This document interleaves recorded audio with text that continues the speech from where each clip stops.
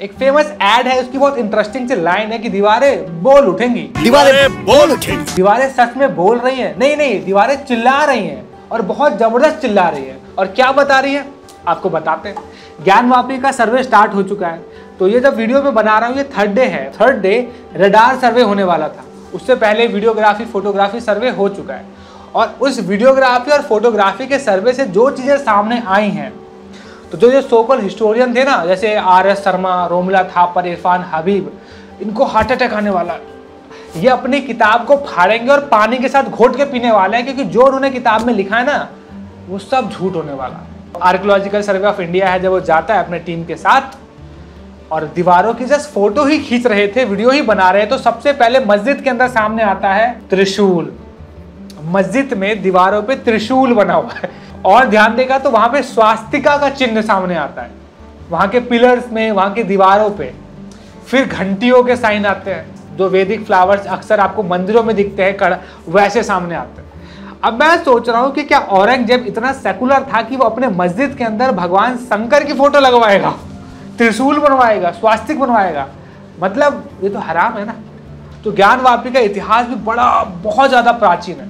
इतना प्राचीन है कि जो प्राचीन वर्ड है ना उससे भी ज्यादा प्राचीन। और ये मैं नहीं कह रहा, एक फेमस अमेरिकन राइटर बोल के गए, उनके बारे में बताऊंगा। फिलहाल आज की इस वीडियो में हम बात करने वाले हैं ज्ञानवापी के जो मंदिर है उसका शास्त्रिक प्रमाण, कि शास्त्रों के हिसाब से कितना पुराना है।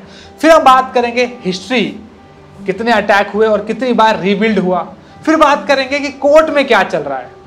मतलब काफी कुछ आपको बताने के लिए। अगर आपके पास समय है तो प्लीज मेरी वीडियो को देखिएगा, अगर समय नहीं है तो निकालो, पहले चैनल सब्सक्राइब करने के लिए निकालो, वीडियो लाइक करने के लिए, कमेंट करने के लिए। और मैंने पिछले 2 वीडियो बनाई हुई है, एक राम जन्मभूमि के ऊपर और एक द्वारका नगरी के ऊपर, जिसको आपने बहुत प्यार दिया था। तो अगर आप इन दोनों से रिलेटेड, इनका अस्तित्व से रिलेटेड जानना चाहते हैं तो आप जाइए वीडियो में, डिस्क्रिप्शन में मैंने उन दोनों के लिंक्स डाल दिए हैं। तो शुरू करें। हरे कृष्णा। सबसे पहले श्याम वेद का आपको एक इंटरेस्टिंग सा कोट सुनाता हूं।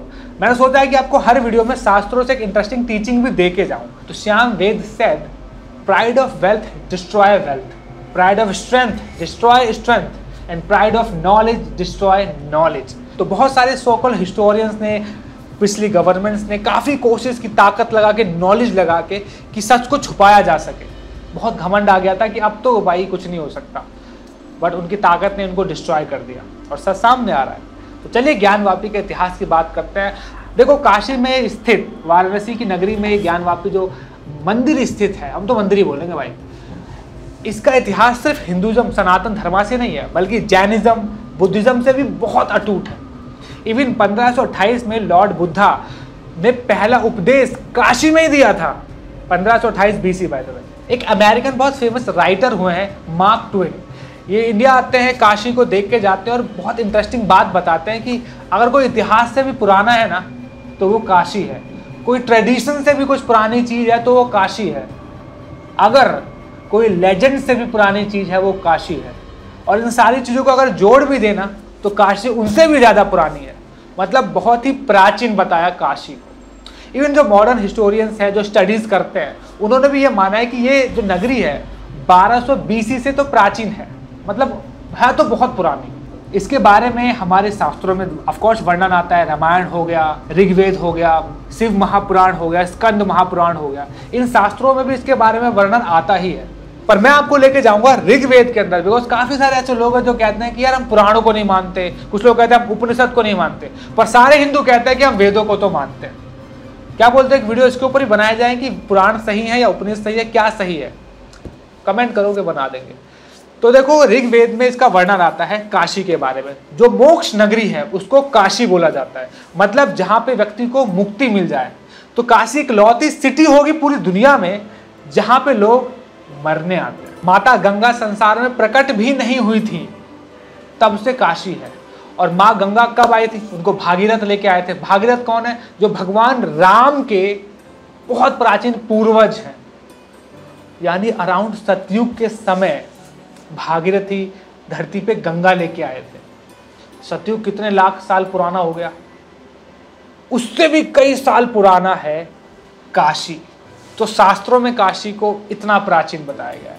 इसका जो ज्ञानवापी था, जो ज्ञानवापी नाम कैसे पड़ा, देखो गंगा मैया तो थी नहीं, तो भगवान शंकर माता पार्वती के साथ जब यहाँ पर आए तो देखा पानी की कहाँ, पानी क्या करें, तो अपना त्रिशूल लिया और ऐसे जमीन में गाड़ा और वहाँ पे एक कुआं कर दिया, तो वो कुआं में पानी आ गया और उन्होंने अपनी पूजा अर्चना की और वहाँ पे भगवान ने माता पार्वती को उपदेश सुनाए। तो जो कुआं था उसका नाम वापी दिया, तो वहाँ पे भगवान ने ज्ञान दिया, तो ज्ञान वापी, हिंदी में अगर बोला जाए तो ज्ञान का कुआं। तो ऐसे पढ़ा।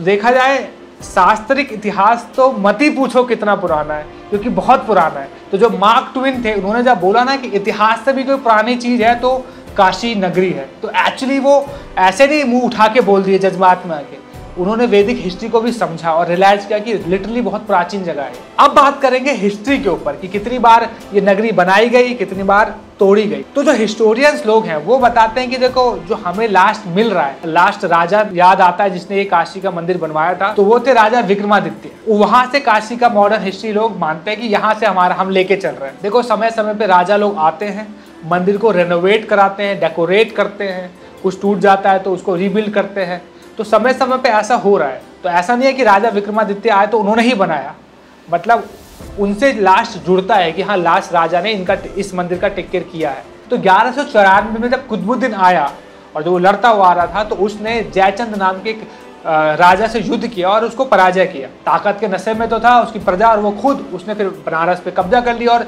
रास्ते में जितने भी मंदिर थे सबको वो तोड़ता हुआ चला गया। और इस जो बैटल को बैटल ऑफ आसानी भी बोला जाता है। और ये ऐसा नहीं है कि मैं अपनी मर्जी से बता रहा हूँ, इसके बारे में खुद इस्लामिक राइटर्स लिखते हैं। एक बहुत फेमस राइटर है हसन निज़ामी, उनकी किताब है ताज उल मसीर, उसमें इस हादसे के बारे में बताया जाता है कि कैसे कुतुबुद्दीन और उसकी आर्मी ने लगभग 1000 से ज़्यादा मंदिर तोड़ दिया और उसी मंदिर में क्लेम किया जाता है कि ज्ञानवापी मंदिर भी था और लगभग 100 सालों से ज़्यादा समय तक मंदिर टूटा रहा। 1296 में जो उस समय जो मौजूदा राजा था इल्तुतमिश, मेरी अरेबिक बहुत गंदी है, हो सकता है प्रोनाउंसिएशन खराब हो, उससे जो इंडियन व्यापारी लोग थे उन्होंने रिक्वेस्ट की कि देखो हम अपने पैसों से हमारा मंदिर वापस रीबिल्ड करना चाहते हैं, प्लीज़ परमिशन दे दीजिए। तो परमिशन मिली और जो भारतीय व्यापारी थे उन्होंने फिर से काशी विश्वनाथ जी का ज्ञानवापी मंदिर बनाया। तो ये था उस समय के व्यापारी का भाव कि देखो हमें अपने मंदिरों को, अपनी संस्कृति को बचा के रखना है। आज के जो नए नए एंटरप्रेन्योर्स निकल रहे हैं उनका तो फेथ ही नहीं है। तो 100 साल बाद फिर से मंदिर बनता है, परंतु समय बदलता है और एक और राजा आता है, एक और इस्लामिक इन्वेडर आता है, महमूद सरखी, जो एक जौनपुर जगह का इंडिपेंडेंट रूलर था। उसने 1436 से लेकर 1458 तक आसपास के सारे मंदिरों पे तोड़ फोड़ मचाना स्टार्ट कर दी। जो भी उसका पीरियड था उसने खूब तोड़ फोड़ मचाई और इसमें फिर से भगवान काशी विश्वनाथ का मंदिर तोड़ा गया। तो एक किताब है काशी का इतिहास जिसको मोती चंद्र जी ने लिखा है, उसमें ये सारी डिटेल बताते हैं कि भाई एग्जैक्टली क्या क्या हुआ था, कितना बड़ा मंदिर था, क्या डायमेंशन थे और कैसे तोड़ा गया। तो आप चाहे तो वो भी पढ़ सकते हैं। खैर, अब इसके 125 साल तक मंदिर टूटा ही रहा। उसके बाद एक युद्ध होता है जिस युद्ध का नाम था बैटल ऑफ मुंगेर, जो कि तोडलमल जी ने, जो कि ग्रेट हिंदू राजा थे, उन्होंने लड़ा था और जीता था और उनके बेटे गोवर्धन दास जी ने काशी विश्वनाथ को फिर से बनवाया। तो एक तरीके से टूटा बना और फिर कई सालों तक खूबसूरती से मंदिर चलता रहा और अपने सनातन धर्म का प्रचार करता रहा, तब तक जब तक दुनिया का सबसे गंदा घटिया राजा नहीं आया, औरंगजेब। तो इसका एक सलाहकार था जिसका नाम था सखीद मुस्तदीद, एक तो नाम बाप रे, तो सखी मुस्तदीद नाम का एक जो सलाहकार था उसने इसको बताया कि जो काशी जो मंदिर है ये सनातन का प्रचार कर रहा है, वैदिक स्कूल पढ़ाता है, घटिया नॉलेज है, हिंदू बच्चे तो बच्चे, मुस्लिम बच्चे भी वहाँ पे शिक्षा ले रहे हैं। सनातन के प्रचार को रोकने के लिए औरंगजेब ने इसके ऊपर अटैक करवाया और तो और मंदिर तोड़ के वहाँ पे पहली बार मस्जिद बन गया। तो मस्जिद बनाने का कभी भी पर्पस ये नहीं था कि वहाँ पे खुदा की सजदा किया जाए, वर्शिप की जाए, बट जो सनातनी शिक्षा फैल रही है उसको रोका जाए। सालों तक फिर से लगभग 100 साल मंदिर नहीं था और अब बन चुकी थी मस्जिद। 1777 में महारानी अहिल्याबाई होलकर जैसे ग्रेट पर्सनैलिटी फिर से एक मंदिर बनाते हैं। ऑफकोर्स इस बार मस्जिद भी एग्जिस्ट करता था और जो बचा एरिया था वहाँ पर काशी विश्वनाथ का मंदिर बनाया गया। इसमें उन्होंने महाराजा रंजीत सिंह जो कि पंजाब के ग्रेट राजा थे उन्होंने मदद ली और महाराजा जी ने 800 किलो से ज़्यादा गोल्ड डोनेट किया। पर अभी इतिहास रुका नहीं है, अभी तो ब्रिटिशर्स का आना बाकी है बाबा। 1809 में एक डिस्प्यूट हुआ हिंदू मुस्लिम में ज्ञानवापी को लेके और 1810 में जो वहाँ के लोकल डिस्ट्रिक्ट मजिस्ट्रेट थे मिस्टर वॉटसन, उन्होंने हायर कमीशन को लेटर लिखा कि जो ये मंदिर है, जो ज्ञानवापी जो है, इसको पूरा हिंदुओं को दे दिया जाए बिकॉज वो उनका ही ज़मीन है। तो ऐसा नहीं है कि उस टाइम ब्रिटिशर्स लोग इस पर ध्यान नहीं दे रहे थे, तो जो आसपास के लोकल मिनिस्टर थे वो चाहते थे कि ये ज़मीन हिंदुओं को दे दी जाए। लेटर्स लिखे बट नहीं सुनी गई और बात ख़त्म हो गई। खैर एक इंटरेस्टिंग बात बताता हूँ, 1936 के आसपास दीन मोहम्मद नाम का एक पर्सन था। ऐसा नहीं था कि सिर्फ हिंदू लोग ही अपने मंदिर के लिए लड़ रहे थे, मुसलमान भी फुल फाइट में थे। तो 1936 में केस डलता है मुसलमानों की तरफ से दीन मोहम्मद जी द्वारा कि देखो ये जो एरिया है ना, पूरा एरिया वक्फ बोर्ड जो है, ये सचरा आज भी है और पहले भी था, उसके अंदर ही आता है, हमें दे दिया जाए। वैसे 2 बार केस डाला, वाराणसी के लोकल कोर्ट में और फिर इलाहाबाद के हाई कोर्ट में, और दोनों बार रिजेक्शन। इस दौरान काफ़ी सारी चीज़ें होती रही और 1991 में पहली बार लॉ पास हुआ, एक्ट ऑफ वर्शिप लॉ। और 15 अगस्त 1945 के पहले के जितने भी मंदिर थे वो चेंज नहीं हो सकते। अगर वो मस्जिद हैं तो मस्जिद रहेंगे, मंदिर है तो मंदिर रहेंगे, मतलब आप चेंज नहीं कर सकते। ये लॉ पास हुआ। कई सालों बाद 2021 में फिर से केस किया गया, पार्टीशन डाली गई कि भाई हमें सर्वे करवाना है जगह पे।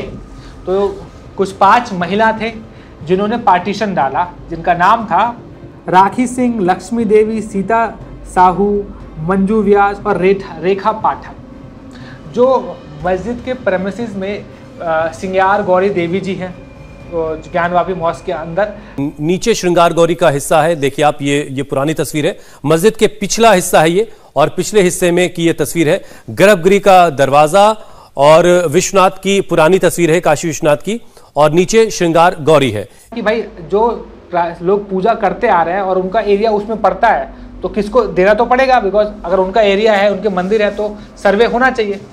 तो फाइनली फिर से सर्वे हुआ।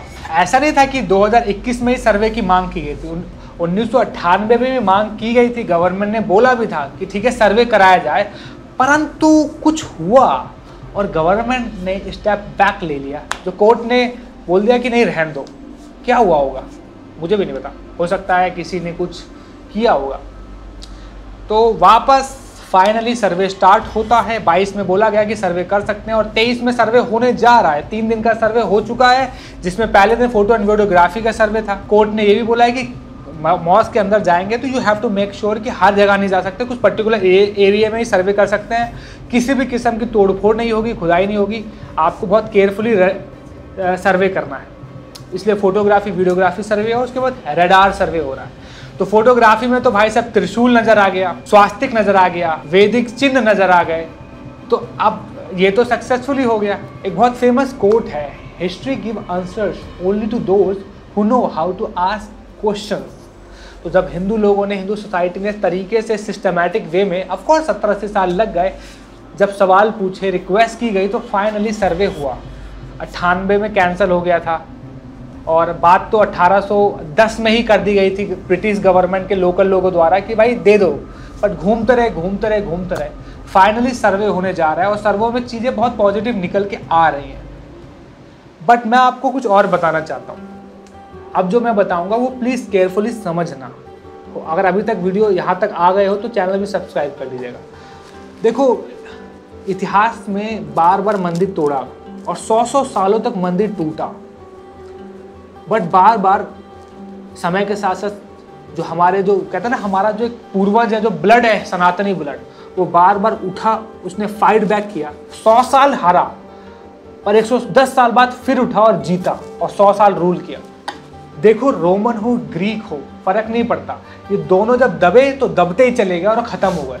तो हमारे देखो कितने सालों तक स्ट्रगल रहा पर बार बार जीते। इतना स्ट्रगल किसी ने नहीं किया, आए ख़त्म हो गए। हम आज भी एग्जिस्ट करते हैं और आगे भी एग्जिस्ट करते रहना है। तो एक बहुत बड़ा यज्ञ चल रहा है, पीछे नहीं हटना। सब अपने अपने लेवल पे आहुति दीजिए, क्योंकि भगवान आने वाला है। रामलला तो आ रहे हैं, महादेव भी लाना है, ठीक है। तो अगर आपको मोटिवेशन मिला हो इस कहानी से, इस हिस्ट्री से और मेरी इस वीडियो से, तो चैनल को सब्सक्राइब कीजिएगा, वीडियो को लाइक कमेंट कीजिएगा। आप हमें फाइनेंशियली सपोर्ट कर सकते हैं डोनेट करके, बिकॉज आपका ही डोनेशन है जो मुझे मदद करता है वीडियो बनाने में। और मैं नेक्स्ट शॉर्ट फिल्म जल्दी लाना चाहता हूँ इस महीने के एंड तक, उसके लिए मुझे कुछ डोनेशन चाहिए। तो आप हमें मदद कीजिए ताकि मैं अच्छे से शॉर्ट फिल्म भी बना सकूँ। Thank you so much. Hare Krishna.